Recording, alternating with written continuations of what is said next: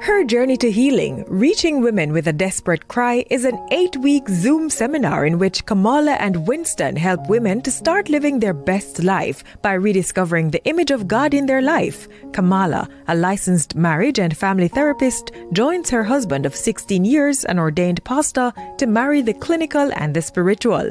You will begin living your best life filled with love, joy, and peace. Register at kwministries.net for this life-changing seminar.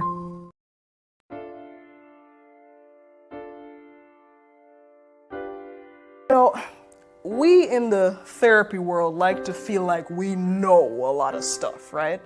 And so we talk about all kinds of different concepts, and we've done it all along the way.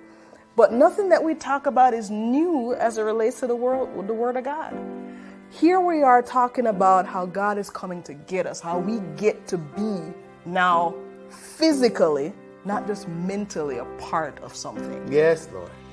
And so this was a concept that Maslow talked about a long time ago, love and belonging. He had this great hierarchy of needs, and if you've got safety and security, you've got shelter, you've got all of those things, then once you have that secure foundation, then you can focus on love and belonging. But here it is that God is saying you already belong. You don't have to worry about love and belonging in the way that Maslow talked about it. But the interesting thing is, just in the same way that Maslow identified that love and belonging is something that we need to thrive as human beings, here's where we're saying to you that, yeah, we agree. We do need love and belonging to thrive as human beings. We do need love and belonging to be able to experience care and compassion and empathy and having a place in the world. We do need love and belonging to be part of community. And yes, we're in the kingdom of God.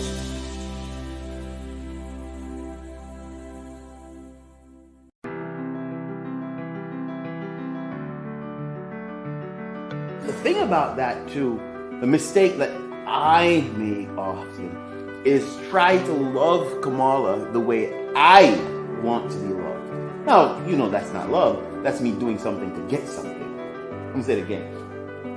When you try to love someone the way you receive love.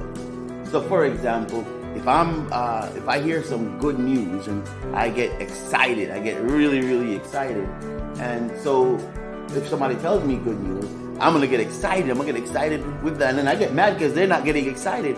But that's really selfish. That's not reaching the person where they need to be met, but rather reaching the person where I need to be met in hopes of getting something in return.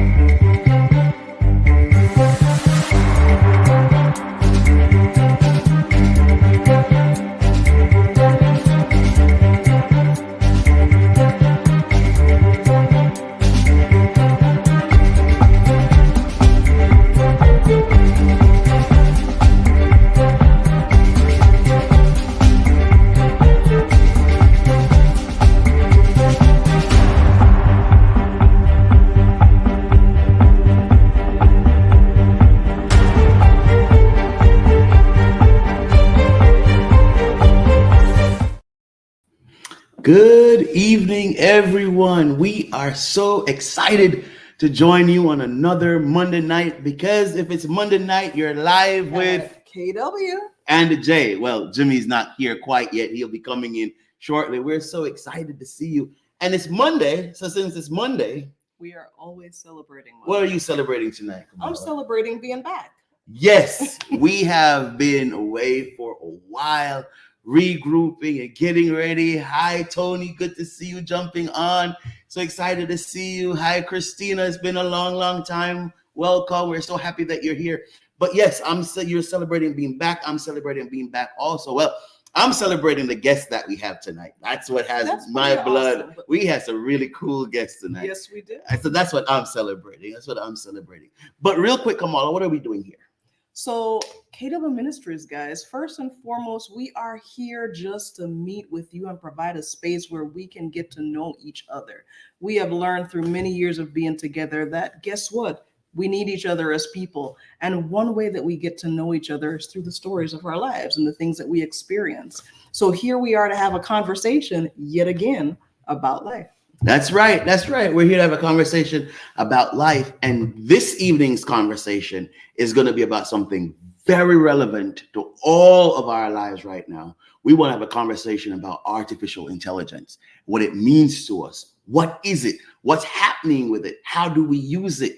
A lot of people are scared of this stuff. Yes. A lot of people are wondering, are computers going to take over? Or what's going to happen? And what we want to do is we want to provide you with some really, really good information tonight that is going to be really, really, really intriguing. So you want to get everybody that you know to log on. You want preachers out there who, I know that you're watching. You want to log on. Tonight is going to be a really good discussion, and it's going to have some really good information for you also. As you're getting ready to invite everybody that you know to come watch us tonight, come join into the conversation, how about we start here? Tell us what you're celebrating today.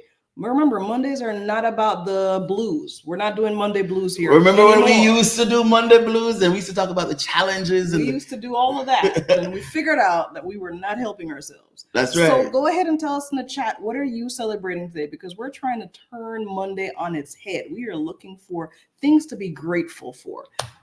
That's right. So again, we're really, really, really, really grateful that you would join us. And again, we're inviting you to go and tell everyone that we're on so that we can get this party started. Now, we have a very special guest. Well, before we do that, Kamala, you have to do your shameful plug, man. Oh, no. It's not a shameful plug. It is an unshameful plug. There we go. So while we're here watching together, getting ready to delve into this conversation, do take a minute to go on to www.kwministries.net/shop we have got some amazing things in store for you to check out. We've got devotionals, we've got books. Our most recent happens to be yours truly, A Journey Through Healing, a Therapeutic Approach.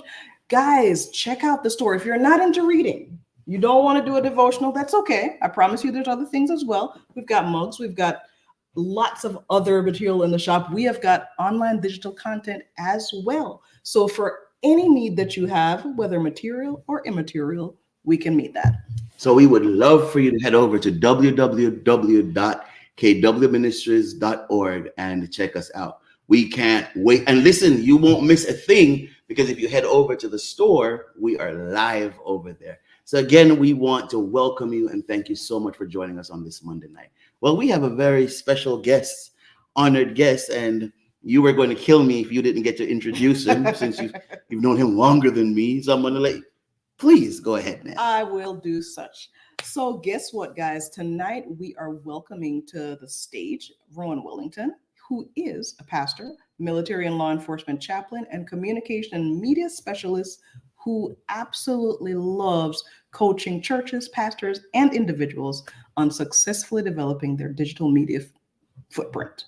His passion includes training people on ways to adapt new media technology to worship, discipleship, and evangelism.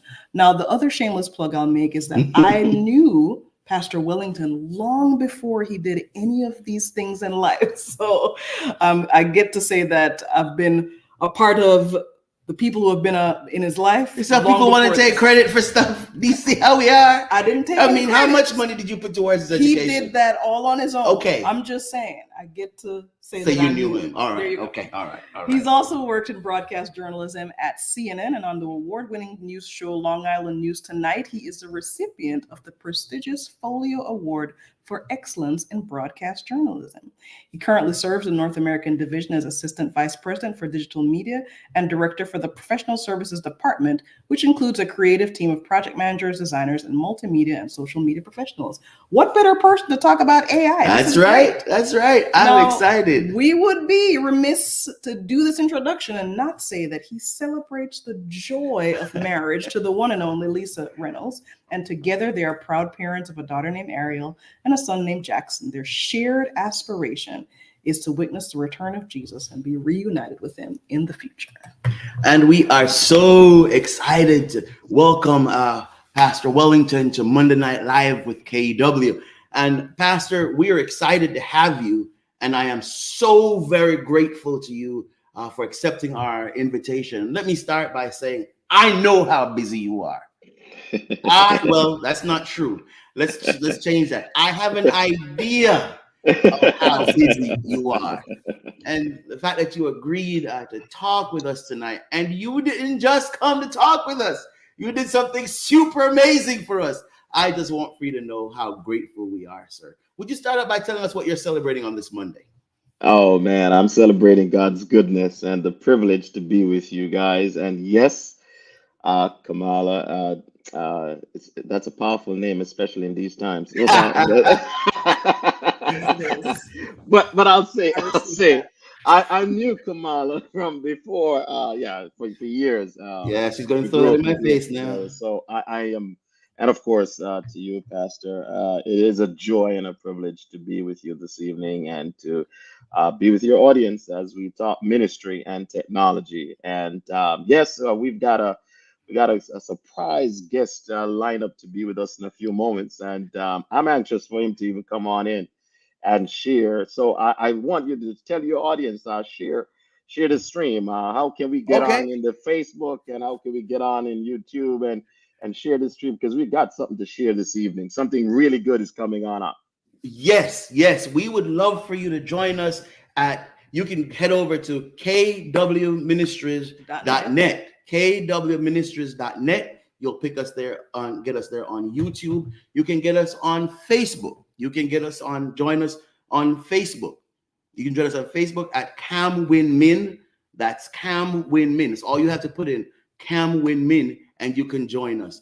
If you are on our church page, if you're from the Cedar Grove Seventh Adventist Church, you can head over to our church YouTube channel. So, but CamWinMin, that's the best place to go and pick up. And please share this with your Friends, I promise you, you're going to want to. This is going to be a very good and interesting discussion tonight. Awesome. Are you ready? Sure, let's get right in. Let's get right into it. Pastor Wellington, what's it? Well, no, let me not start there. You were at a conference this week, if you're not there currently. Can you tell us a little bit about that and what AI is? Let's start there. So I was I had the privilege of being at two conferences this past week. First, I was in Miami Beach at the Adobe Max conference. Awesome conference on the adaptation of technology and AI, and how AI is changing the landscape in the creative space, and how that works for us in the creative space of what I do with my team here at the North American Division. And then we went on over to the Society of Adventist Communicators with our Adventist Communicators family, and in Chicago. And we had awesome time there, also talking about AI and the legal sides of AI and the ethical sides of AI. And we had a guest presenter there who's also here, and it's good. Who's also here, and I'm anxious to have him come on in. So you got to tell me when I can bring him on in. But we had this awesome conversation about AI and AI technology, and I think it's appropriate for me to bring him on in so we can have that conversation. But in essence, there he is, the one and only. We are so excited to have Dr. Whitley Phipps with us. The one and only. I gotta say, Doc. Let's start about how this AI journey started. I'm standing in the airport getting ready to board my plane, and somebody comes and taps me on the shoulder and says, "Do you know who I am?" And it's the one and only. I said, "Of course I know who you are." I was like, "I'm surprised you know who I am." And it's like, yeah. And then we started talking, and this AI conversation just went to the next level. And so I'm just happy to have Dr. Phipps here. Most people see him and know him as a singer, as a pastor, but don't know that he's into technology also. So he's going to be joining us in this conversation, and we talk about the ethics and the practicality of AI in even pastoral ministry. It's good to have you, Pastor Phipps. I was going to say, awesome. Thank you. It's a joy to be with you. And what I said to you was, you probably don't remember me.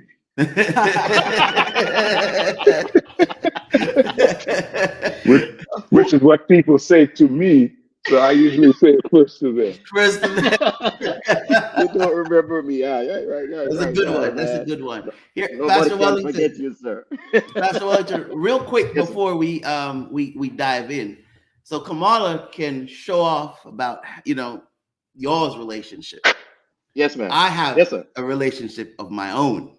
All right. Pastor Phipps got me into Adventist ministry in the United States. Look at that. Yes, we visited. We had just moved to Florida. Mm-hmm. My wife was like 9 months pregnant. Yep. And we just moved to Florida, and we just believed that that's what God was calling us to. And we went to church. We just went to church on a Sabbath, and he was the pastor of the Palm Bay Seventh-day Adventist Church.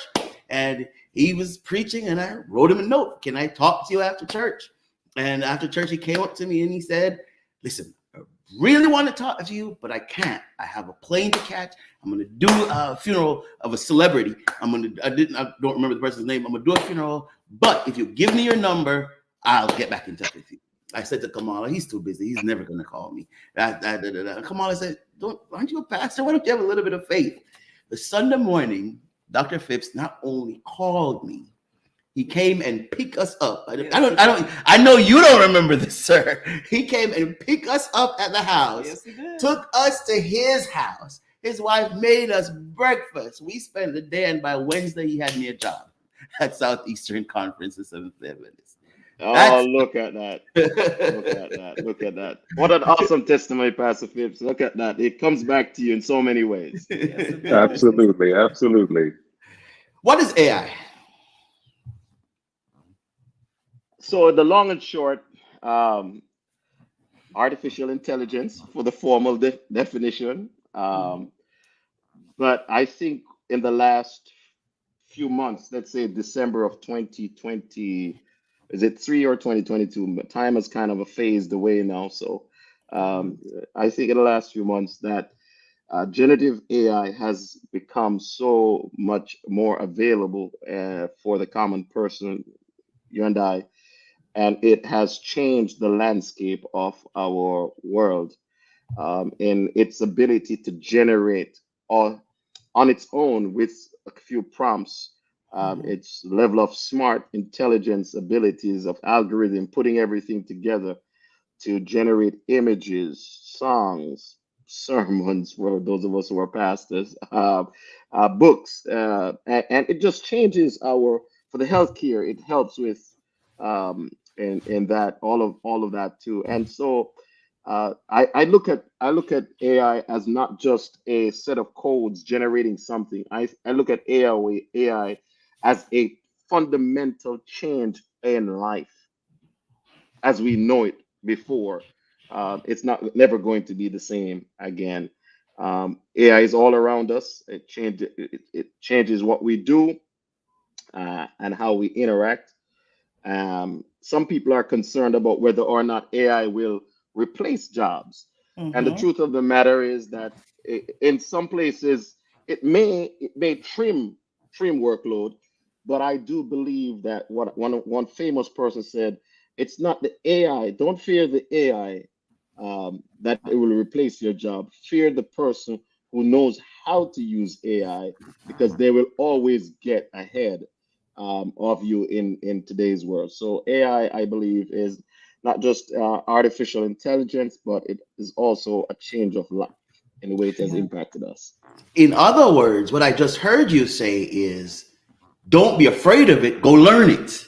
And don't just learn how to do the basic stuff as we do. Go write the codes, go do the work of putting our information, our fingerprint, our footprint in there, so that way we can make sure we're getting the right outcome. Is that what I'm hearing you saying?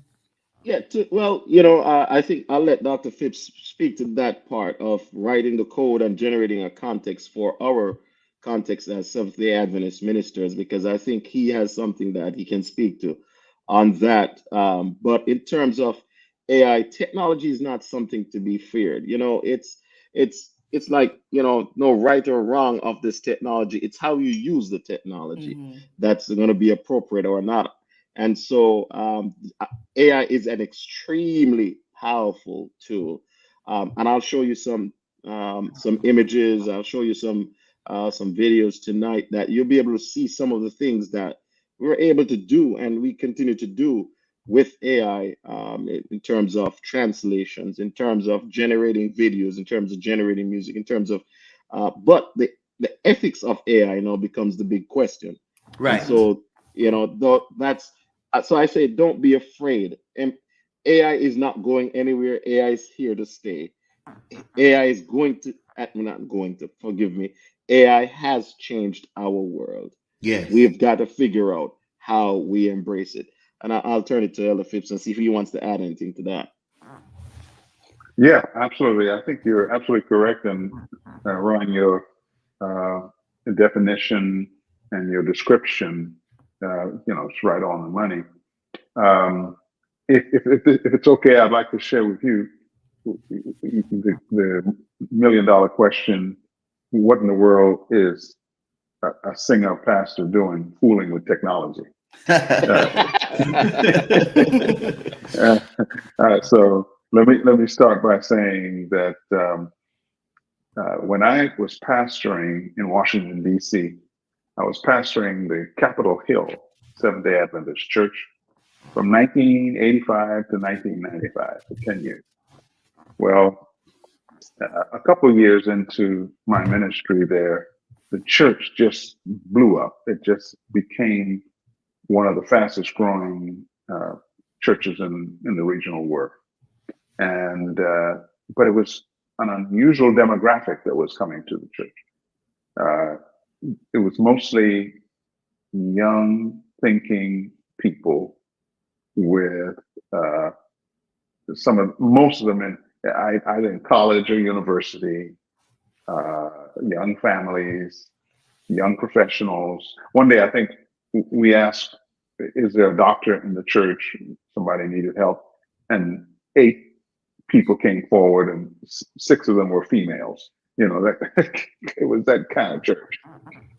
Well, I figured out pretty quickly that I couldn't stand up as a pastor every Sabbath and hem and haw, or I couldn't come up.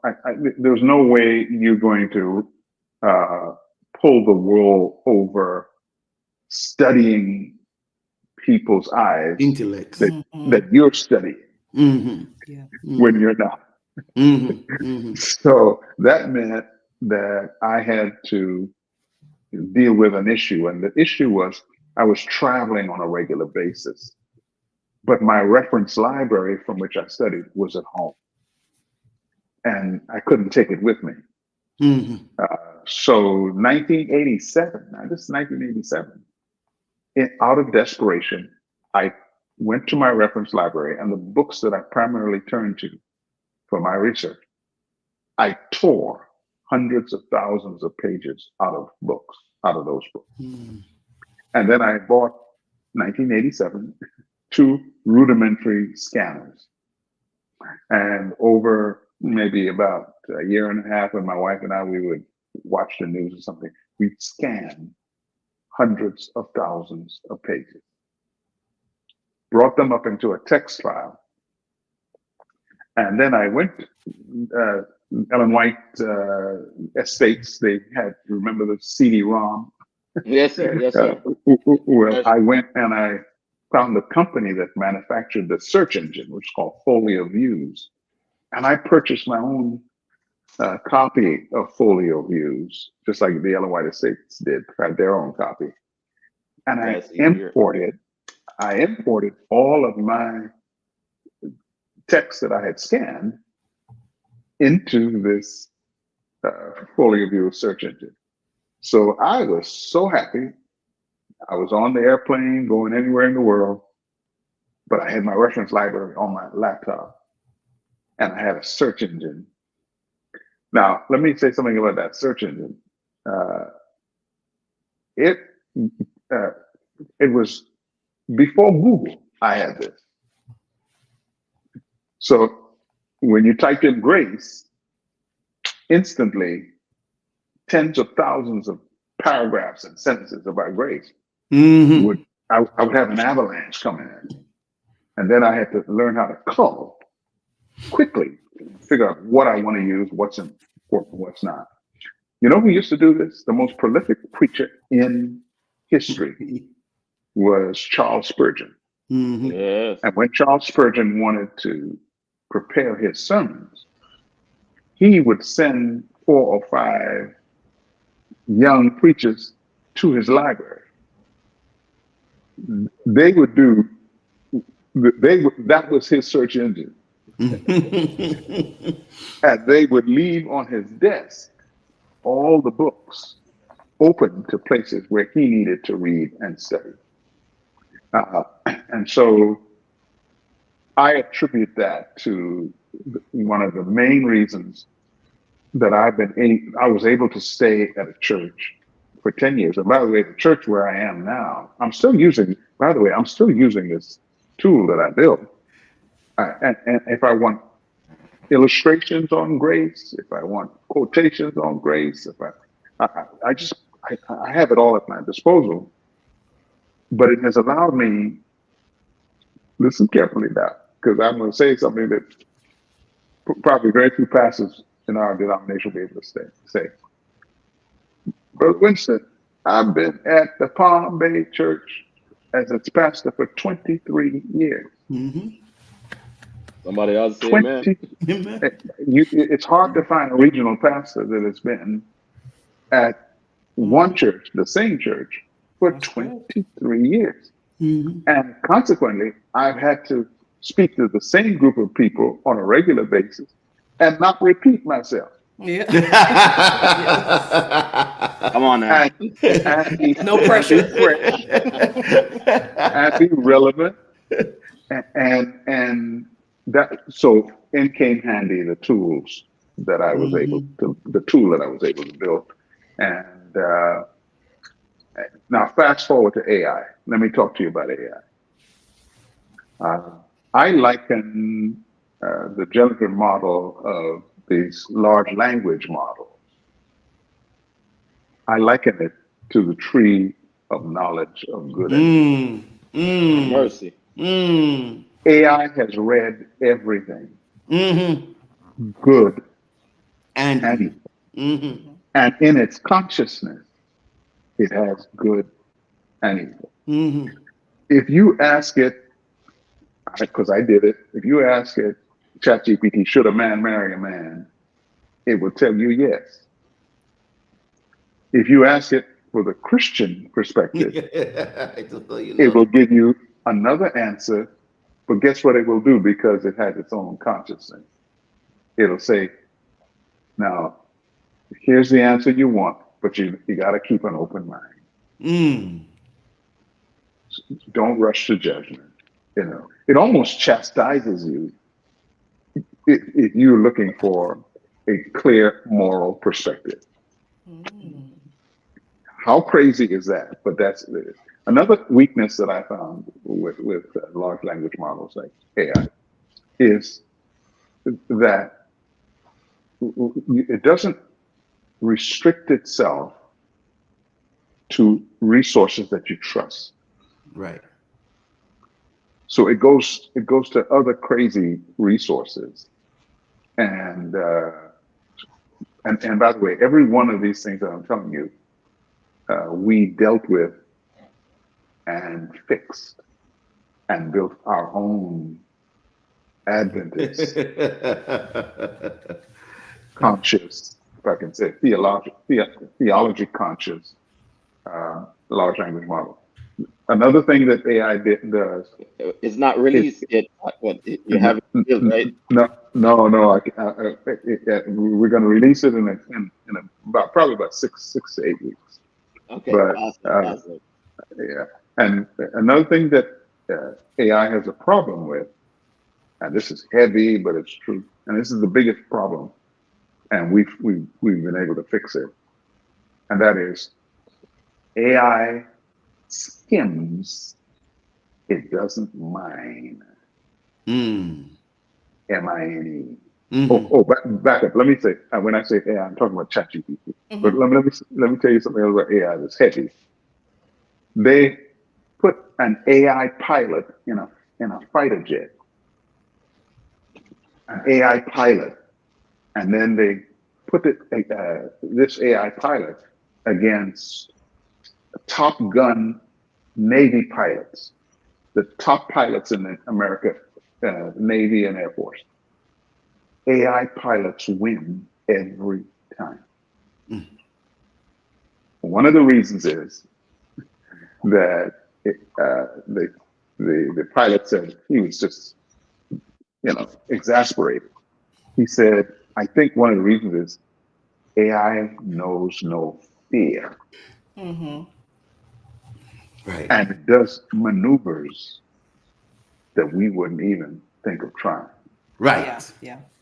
And also go online, you'll see it. AI. You've heard of Schubert's Unfinished Symphony. They gave that assignment to AI, and it finished it with glorious flourishing.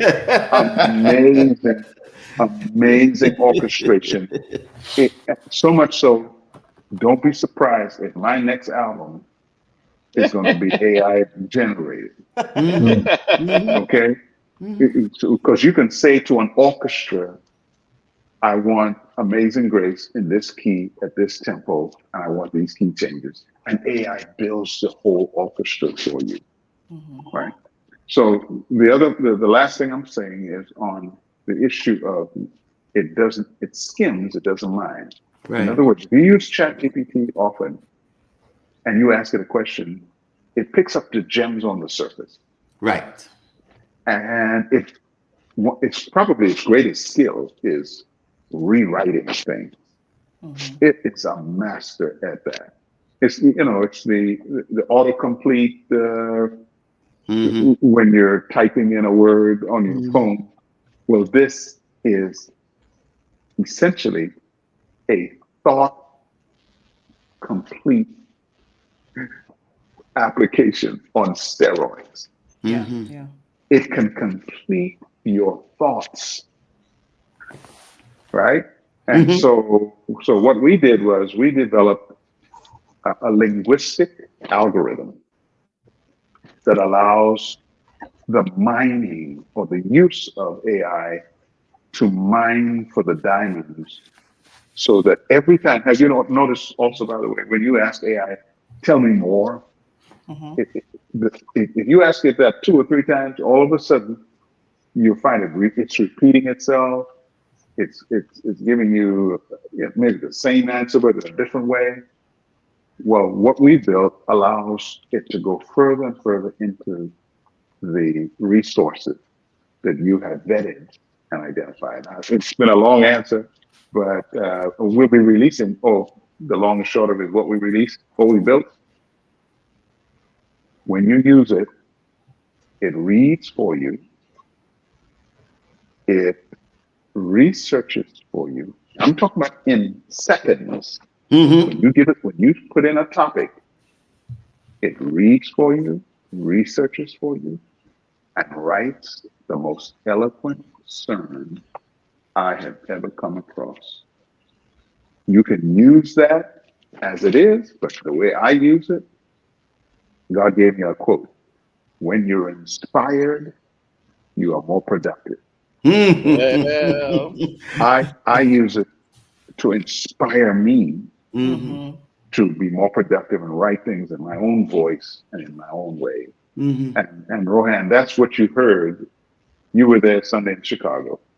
That's what you heard. You heard me using that technology, but it was an inspiration to me, and I was able to express my thoughts in a much more eloquent and clear way. And please, I think you've been so kind. One of the biggest problems we have as pastors is that in the seminary they teach us Greek, Hebrew, homiletics. They don't teach us how to research, Mm-hmm. to write effective, powerful sermons. Mm-hmm. Mm. They don't,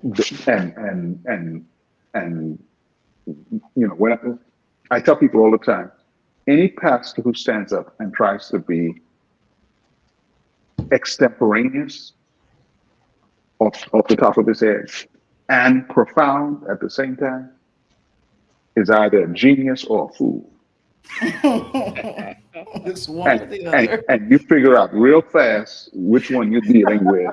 Anybody who gets up there off the top of his head and tries to be extemporaneous and profound at the same time. Now, some people have that gift, but Mm-hmm. but just a very small very, very, percentage of very us. small. So thank you for letting me kind of lay out to you my journey in AI and what we're about to launch. Yeah, I think it's going to be revolutionary for pastors and elders who were never taught how to research and prepare things. So I've got a question. Wow, that was really informative.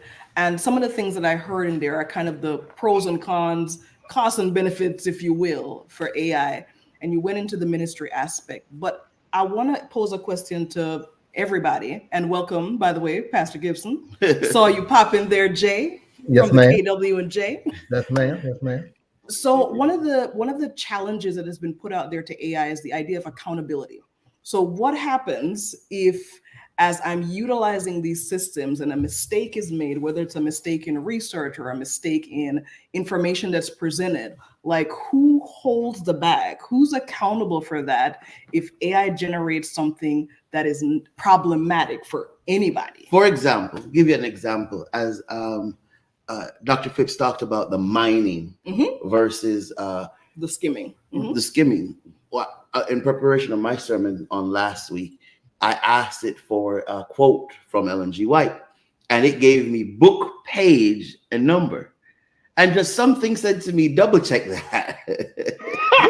ChatGPT, just something said to me, double check that.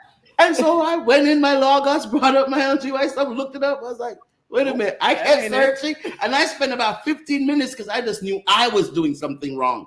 I spent about 15 minutes searching before I gave up and said, wait a minute, it's not there. And it did that to me about 3 or 4 more times. So let's just say now that happens when I hear Kamala asking, let's say that happens on where a doctor is looking up something and they're misguided. Who is accountable? What happens here? So you know what it also does? we had some pastors who were working on a project together. If you ask it what Rohann Wellington had to say about grace, or what Winston had to say about righteousness, it'll make up the most eloquent quotes. I'm telling you, it hallucinates. And when you read it, you'll say, wow, did I say that? You want to take credit for it, man. It's so good. So I'm sorry to jump in and tell you that. So no, so I'm glad you confessed, Winston, about what you did. Listen, I'm double checked. But at least no, you didn't preach the chapter. At least you didn't preach it highlights to the ethical question of AI. AI is not perfect, and it needs to be said that. And it's not. AI can generate images that can place you in places that you were never in. Absolutely. And so you've got to, not because you saw something meant that you it was there, or the person was there. Not because the information is comes out and it has a reference means the reference is accurate. It has to be checked. And I would say, I think what Elder Dr. Phipps said about inspiration, AI is really a tool that gives you inspiration. It does not replace, especially for us pastors, the work and the role of the Holy Spirit in guiding us in the thought process for our sermon preparation. I tested the tool a little bit, got a sneak preview and tested the tool. And I'm going to use some of that tool, some of the information that was generated from the tool. I'm checking, I'm triple checking, but I'm cross checking. but so far it's coming true. It's coming true. It's coming true. Well, you know why? You know why, Pastor Wellington? You know why? Because what we've done is the tool that we built, we've restricted it to vetted, trusted resources. It does not go out into the tree of knowledge and of good and evil. It's not going there. We have figured out a way how to restrict it to vetted, trusted resources. And if you can't trust what our church has produced, then you're in trouble. Yeah, we're in trouble. We're in trouble. But no, I'm excited about that because that makes our preaching a lot more solid. It makes, and it's not just something just for pastors, but it's also for elders and all those who are going to be standing to preach and proclaim. But that's good. But again, to us and to our point back that as Kamala was talking about, I think it's very important. I don't just run with it. Verify it. There was a case, and there was a case that was actually, this is a well-known case that in I think it was New York, where these two lawyers prepared. One prepared a brief and filed the brief, and the other side has got to review the brief. And the cases cited some. That's what we talked about earlier. It had some citations in there, and the other lawyers started looking up for the site, and it wasn't there. It wasn't there. Yeah, and so a couple of lawyers got into some serious hot water where that was concerned. And so the important thing about AI is that if you use AI from an ethical perspective, give credit. And so make sure there's a attribution to AI. AI can do some wonderful things. I have a video of something that we did in English and in Spanish, and we just showcased it. If I can show you this one is English. I'll show you this is let me show you this one in French because I don't speak French. If I can share that file, I don't speak French. I don't know if I can. Can I? Yes. Yes. All right. Share that file for 2 seconds. Bonjour, bienvenue à la Pentecôte de l'année. Nous sommes ravis que vous ayez décidé de vous associer à la division nord-américaine pour cette incroyable initiative de proclamation. Nous vous encourageons et prions pour votre succès. Dans le kit de ressources de bienvenue que vous venez de recevoir, vous trouverez non seulement du matériel de marketing, mais aussi des outils et des ressources extraordinaires. I'm gonna pause that because that's priority stuff. So I'm Your gonna French hold is that. great, man. Your French is great. Fluent. But here it is. That's a video that's going out from Pentecost. And those who are participating Pentecost will get that in English and Spanish and French. But notice what happened is that was my voice. That's one of my colleagues there that was speaking, and we're speaking in French. And I got the Spanish one. I can show you the Spanish one. And it has my voice, it has my intonation, and I can have it lip sync in such a way that it's speaking that's family there, man. It's good to see Storeno's there. But it's also good that you can use it in a meaningful way. I have the Spanish one, I can show the Spanish one too, but it's just to show that you can actually generate for translation purposes. We have it in Spanish, and it also can do it for music. You can write a song and you can generate a song. You can do it for imagery. Now, the beauty about this, I want to show this one. The beauty about this for the imagery, and this one is pour vous aider dans votre no, initiative that's de different one. That's different one. Let me show you the one for the imagery. Let me remove that one from the stage, and then let me show you this one. Now, this is pretty interesting because okay, it's telling me I gotta get password to get you guys. Yeah, it's not giving me the permission to share screen right now. So I gotta come back. No. Are we ready for it? No, remove that one. No, exact. it's gonna show you a video. I'm trying to show actually a image, but it's not giving me the permission to do it. So it's fine. That's on my side. Okay. While you're doing that, What it is, huh? I was gonna say while you're doing that, when you're speaking, this came to mind. Well, I have While you a do friend. that, you take it away. Let me try to get access to share it. Yeah, Go ahead. I have a friend who's a professor at one of the top universities in the world, and he said the universities of the world are sweating bullets about AI Oh yes, has to. because they're not prepared right now for this reality. And there was a paper that was written by a very respected university professor entitled "The Dangers of AI," and it was peer reviewed and it was published and very accepted. Except a couple of months later, the person who submitted it came back and said, "By the way, it was written by AI." Wow. Yeah. You know? Listen, Christine has a question.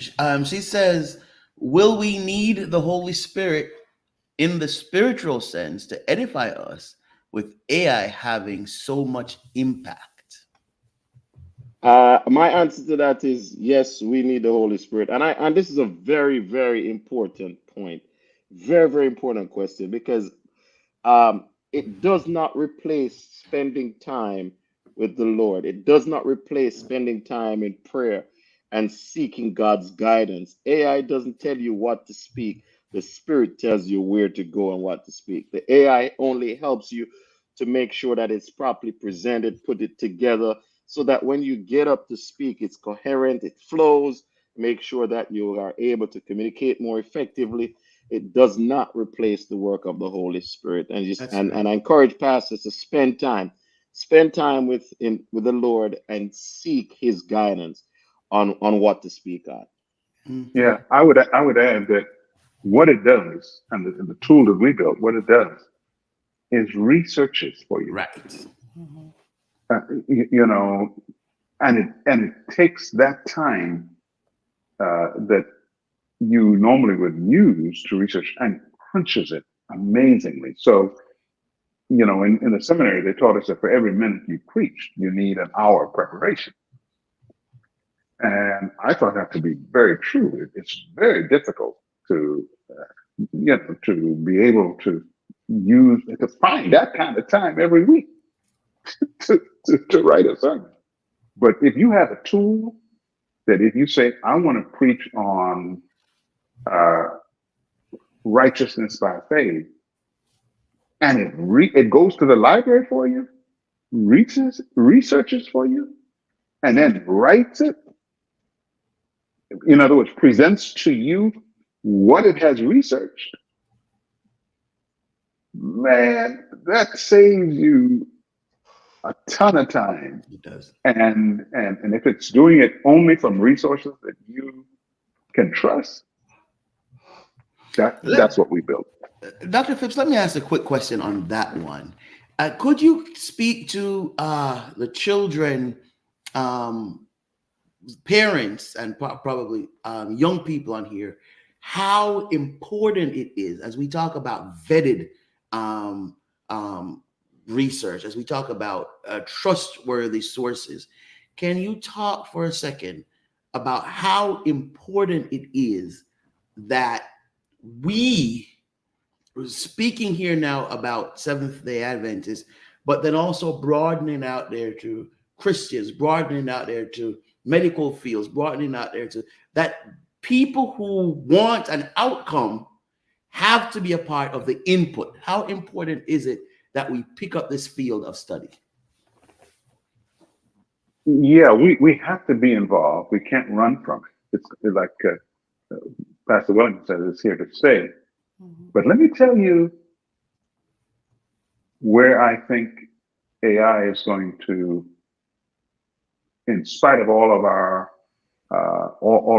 advances, it's probably going to run into a wall. And I'm going to tell you what the wall is. For centuries, the primary method for storing the information and the information that we researched from, for centuries, it was paper-based. And the discipline of sustained reading was how you mined. You had to read. Well, reading from paper is a lost art, and we're facing, and this is one of the most important points I can make tonight. Sustained reading was the only way you transferred information and knowledge from one generation to another. Right? Now that sustained reading is no longer, and I'm talking about where you sit down and for 15 minutes, 20 minutes, you read something. That discipline is no longer there in our young people. And I will tell you this is my fear. For the first time in the history of the world, modern world, all the information in all of the books ever printed, I'm talking about those red books. I'm talking about all the information that we have had in this church, all the information we've ever done, all put together. For the first time in our lifetime, it will not be transferred from one generation to another. It will not be transferred to our children and our grandchildren because they're not reading. The sustained reading is not a part of their life. And the reason I bring it up, where I say it's going to hit a wall, same problem with ChatGPT and other large language models. It curates the knowledge. But the only way what ChatGPT has written, as Brother Wellington says, the only way it's going to come into the human mind, You have to still read. you still have to read it. Still have to read it. You still have to read it. And if sustained reading is no longer a contemporary discipline, even we're going to have smarter machines and dumber people. because the machines are going to have all the knowledge. The people will not be bringing that knowledge into their minds or consciousness because did you know of the 800 million books published in the United States of America last year, more than half of them are never even opened. Jesus. I'm not talking about read. They're not even opened. So, my Lord. so anyway, so that's why I think we have to correct both of those issues. Well, even with ChatGPT and other things like that, we're still going to be behind the eight ball as a people with our intellect. We're going to come back to some more questions, but Pastor Wellington, I want to put. Are you ready for this to go up, Pastor Wellington? Yes, I think I got it now, finally. All right, great. This image is done by AI. This is from Revelation. You have some images. By the way, this is done by all these images that I'm about to show are done by one of our colleagues here at the North American Division. His name is Peter Damsteed. He's one of our photographers here and creatives, as well as awesome guy on AI. This one I showed at a particular church. You'll see there. I showed that one. But the others just came in this evening, so I want to share that one. If you could slide to, can you hit the next slide to get it to the next way? There you go. So this one is generated by AI. That's Bethsaida, the man by the pool. All of that's all AI generated. Okay. The next one is a communion. Look at the detail. Look at the detail of that. It looks photorealistic. That's all AI. Let's go to the next one. This is awesome. Do you see the ray of light coming over the tomb opening there? That's the empty tomb. And nobody stopped to recognize the entrance to the tomb is a different shape than the and the circle. Almost there. This is fixing. and that's a good point. Well, look at that one. Look at how sharp that is and the detail. Now, we're not going to do the other elements of the conversations except to say the details of it. Let's go to the next one. Next one. Let me see if we have the next one. That's the loaf. And this one. Look at that one. Look at the details. But can we go back 1 second, Pastor Wellington? Because I do think. Wait. Give me the last one. The last one. Go back. Go forward. And then last one. That one. No, that's not the right one. All right. Let's go backwards. Keep going. Yeah. No. That's it. Okay. Yeah. There you go. There you go. I don't know. Right. So let me. And again, I want to go back to the point of those. You can close it out. There is yeah, there you go.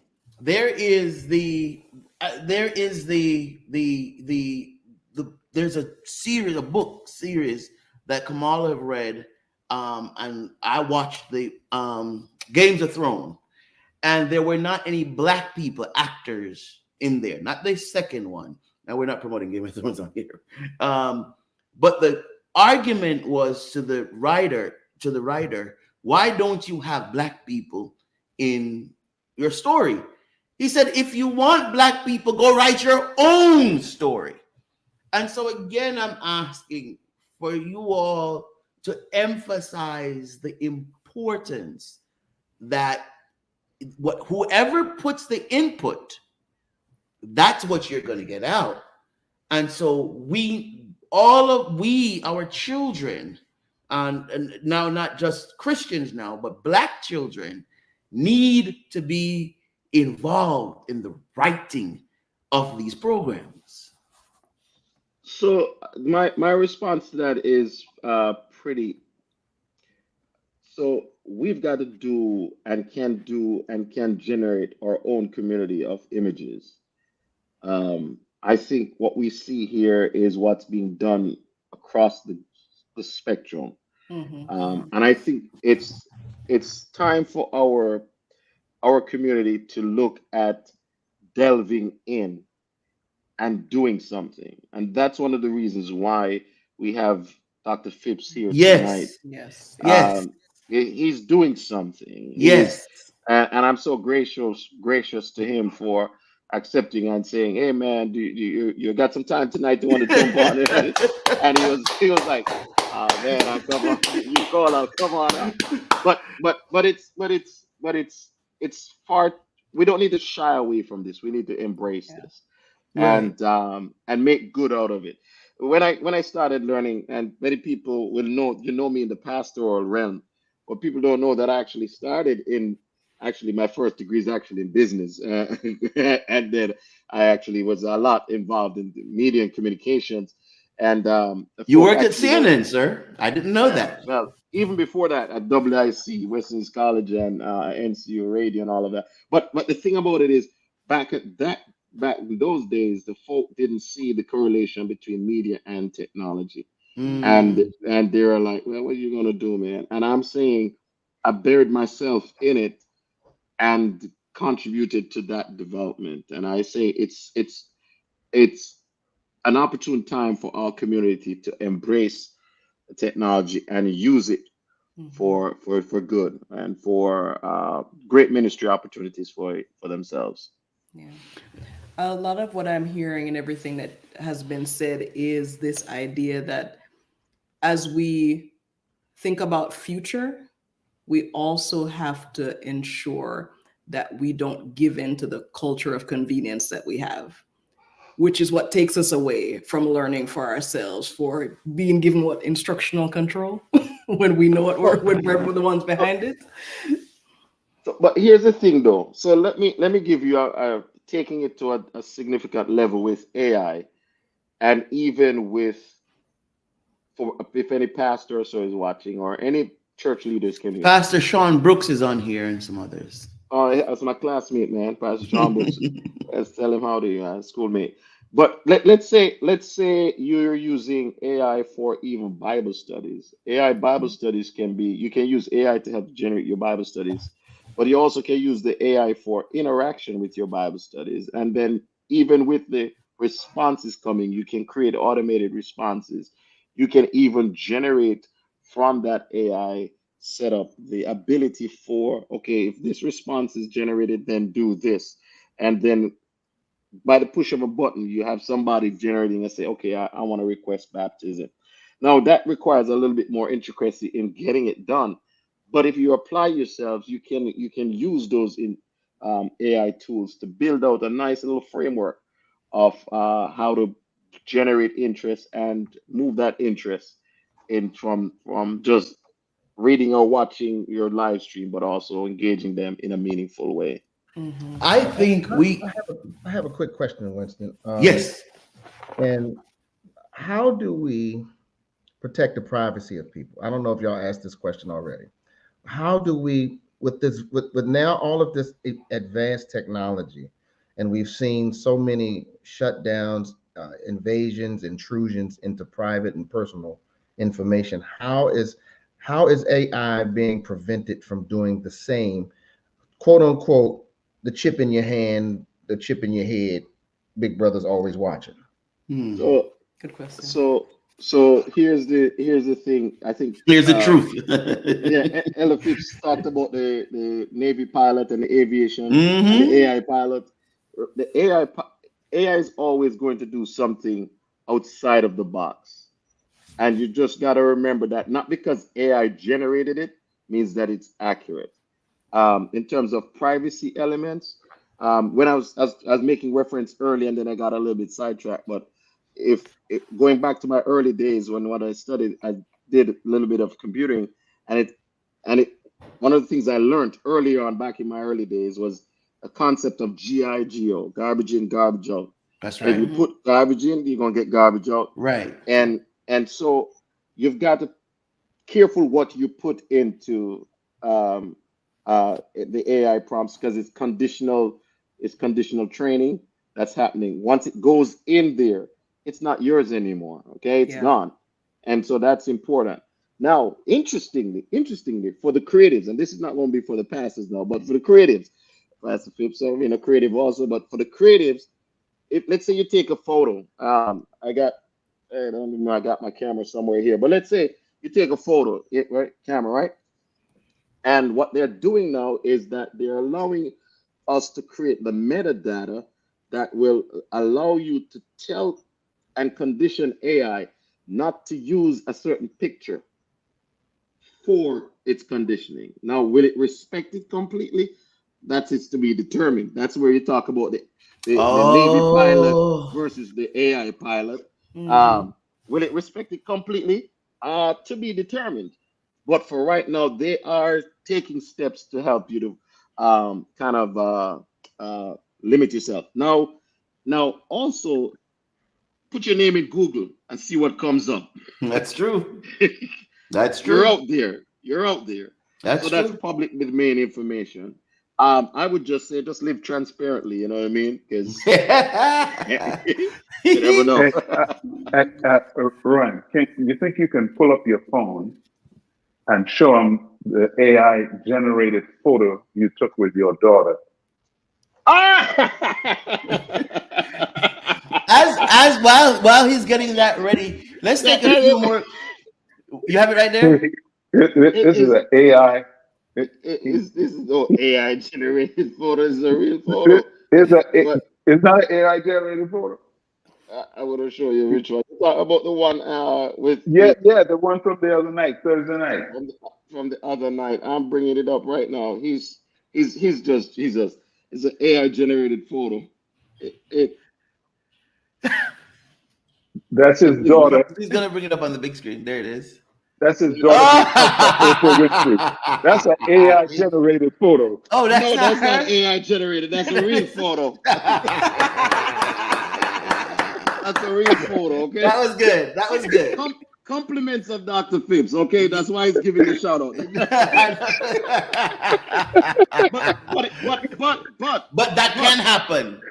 But no. But I will tell you what I did do. Okay. What I did do, which is AI generated, I can show you what I did do with that photo. I blurred out the background AI, Yeah, removed the exactly. individual's AI, Yes, and sir. I did some modifications to it AI. Now, I don't want to show you all the photos I got on my phone, but No, but the show point me what you did with it. I will have to find it here, But the reality is that you can through AI, and it's called this app called Lightroom. You can do significant changes to the. Let me see. Here it is. It may not show any better, but if you look on see the background is blurred out. See the guy in the back. Yeah, Yeah. yeah. All of that But is guess done what you through can also AI, do? You and can I also take also those blurred people out the out folk in the altogether. back.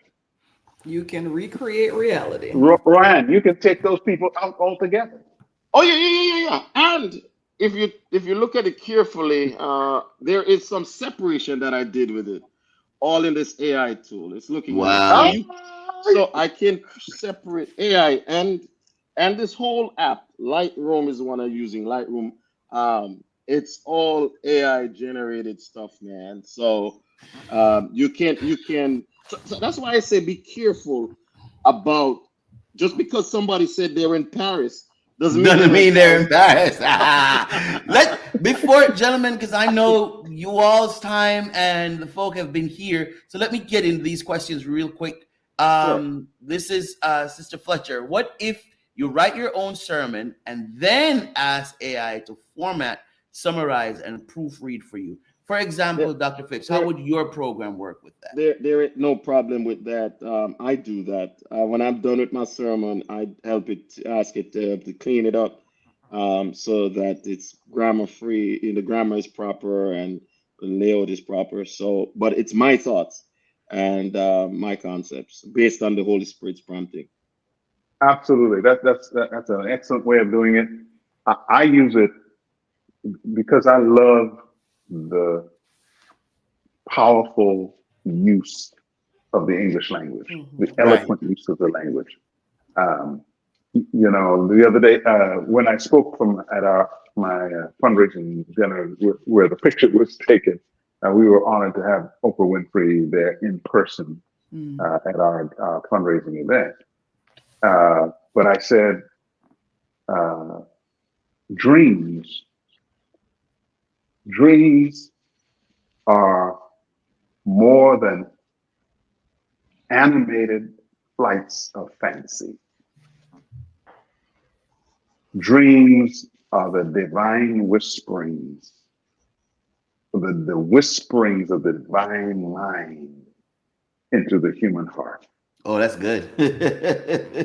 Dreams, get this, dreams define you, dreams refine you, and dreams assign you to the work God has called you to do. I'm saying to you, I was inspired when I read what my tool generated. Right. I internalized it, and I was able to come up with what you just heard. Right. Mhm. Right. You Right. see, and Right. because I'm inspired by what it You does. go in further. Yeah, and like I said, when you are inspired, you are more productive. Ooh, I love that. I love that. Real quick, Christine says, re-education of this new generation that is coming up under AI era. How do they implement strategies that will indicate that These kids are using their understanding of what right? So, in other words, how will educators then, as you said, the universities are scared, and rightly so. How do educators implement learning strategies to make sure our children are actually understanding what they're doing versus going home for homework and using AI to come up with the answers? Well, as a person who's been the president of an organization for the last 26 years that provides tutoring and mentoring to Yes. children of incarcerated parents and children falling behind in school, I will tell you that we have to marry reading to There you go. new strategies, to new digital strategies. When kids read today, 90% of them are triliterate. Mm-hmm. Triliterate is the ability to speak and write in three languages. Well, I define text as a language of communication, Mm-hmm. audio as a language of communication, and video or visuals as a language of communication. Triliteracy is the ability to receive information in those three languages simultaneously. Yeah. That's how kids read today. You know, they see the captions of the words, they hear the audio, they see the visuals, and their minds are wired for that kind of reading. And so I've been toying with a concept called video reading, where you find a way to marry the ability to read to new strategies, digital strategies. We're not going to be able to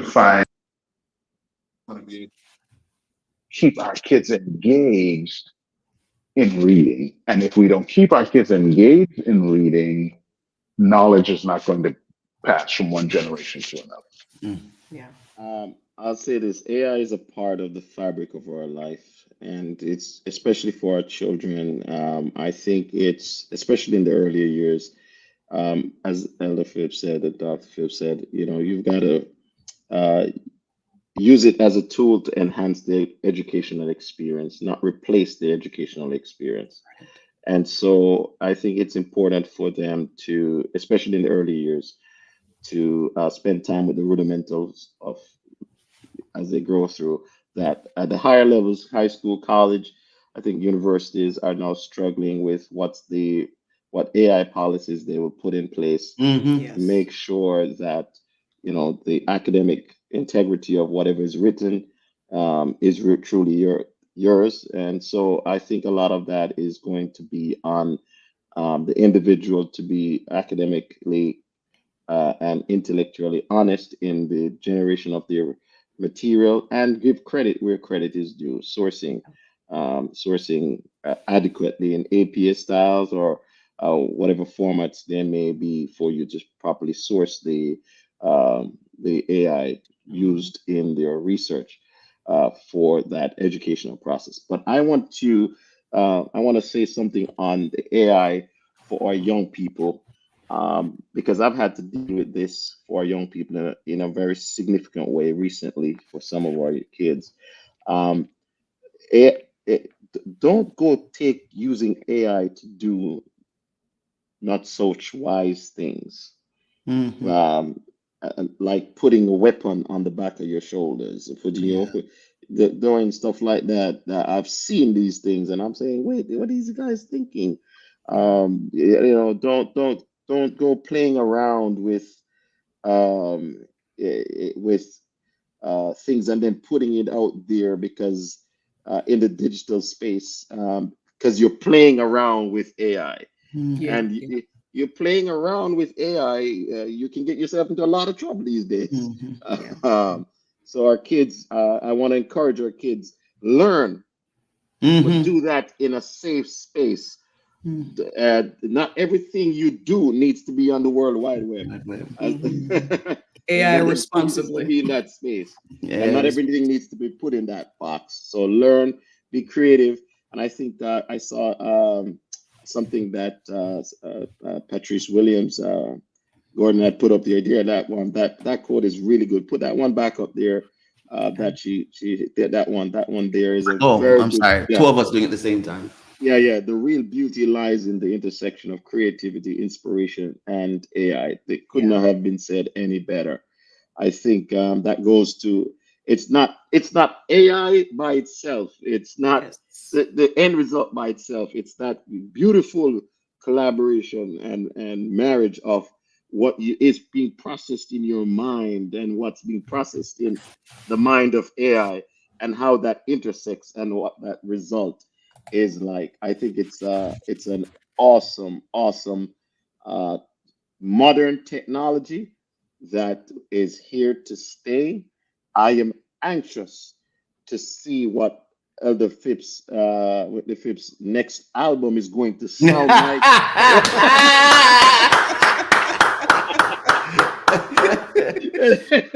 When it's AI, and listen, I know your music. I've been listening to your music from I've been a child, man. Your music is just rich with orchestra. You don't go the cheap way. You go with full band orchestra, nice You don't look sounding that stuff. young, man. What do you mean from a child? I wasn't gonna touch that. In Gentlemen. my younger years, Well, then let me take that. uh, November 2, on November 2, I'm speaking and doing a concert at the Capitol Hill Church in Washington, D.C. Mhm. to of the church that I pastored for 10 years. And I'm going to be rolling out some music that I've recorded. It's not AI, but I recorded some years ago that I never released. And it's the best way I can describe it to you is I'm going to take you to Africa. And Wow. it's Wintley Phipps meets Lion King. Wow. Beautiful. Wow. So check Wow. it out. They'll be in for a treat. Beautiful. Lisa Davis says we must maintain the ability to have original thought. And I want to go back to what Dr. Phipps said. We have to read. We have to read. We have to read. I think we had a great conversation. I agree. From the responses we have, and I'm sorry we didn't get to everybody's response. And I'm sure I'm going to go on our Facebook pages and I'm going to see where a lot of people were saying we missed it. We apologize. And I can't ask them to come back next week. It's not this kind of deal. We're grateful to God for this. And Pastor Wellington, we want to give you the last word. Again, we thank you all so very, very, very much. Dr. Phipps, thanks. Thanks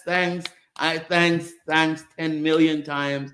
Thank you. Want to say something before Pastor Wellington? Just that this has been such an enlightening conversation, and there's Yes. so much distrust that's out there societally as we try to embrace AI. And I think this was a beautiful way for us to bring it together and to have some people who are really embedded in it. We're to doing bring the it to thing. life. And listen, I don't have, it's not a lack of faith. If y'all are willing to come back, just let me know. But I would never ask. We'll be happy to have you. I'll ask. I'm the ambassador. Anytime. As soon as they give it, right? I'll close up by saying this: that AI is, and I want to thank you, Winston and Kamala, for inviting us to share this evening, and to Elder Phipps for your willingness to join us this evening. I Yes. really appreciate that. Thanks for sacrificing the time and being with us. Yes. But I'll say this. I'll say this much: AI is not something to fear. That's right. AI is a tool. It's a tool that can be used for good, and it can be used for other. And I would like to suggest that we ought to find ways to use AI for our own personal and professional growth and development. It can allow us to become the better version of ourselves. It can allow us to reach people in ways we have not thought of. It can enhance our ministry. It can enhance our reach. And it can make us even greater witnesses for Christ. And so I encourage individuals, young and old, don't run away from the technology. Embrace the technology and let it be used as a tool or an instrument for the greater good and the greater development of who you are as we prepare for the second coming of Jesus Christ. I love it. Listen, that was so eloquent. I want to know if AI wrote it. That was good. Now, Dr. Phipps, I wouldn't dare ask you to sing. I would not even dream of asking that. But just in case you want for It us was to not leave with written a by little AI, the AI of the heart. they have the heart. Just in case there's a little something melody that wants to come out before we go off, we'll gladly take it. But I wouldn't ask. Thank you, gentlemen, so very, very, very, very much for coming on, for talking with us, for spending the time with us. We want to tell you all thanks so very much for hanging out with us. Kamala, if it's Monday night, You're live with KW and Jay, have a wonderful night, everybody. Thank you so much.